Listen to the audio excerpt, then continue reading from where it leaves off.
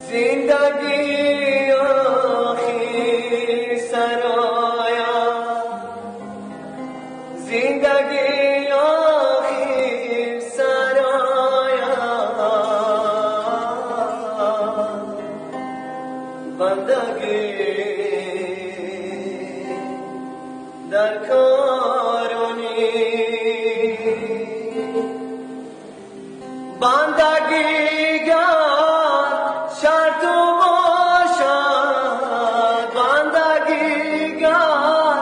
شرط باشد، زندگی در کارونی، زندگی آخر سرایا، زندگی آخر سرایا، بندگی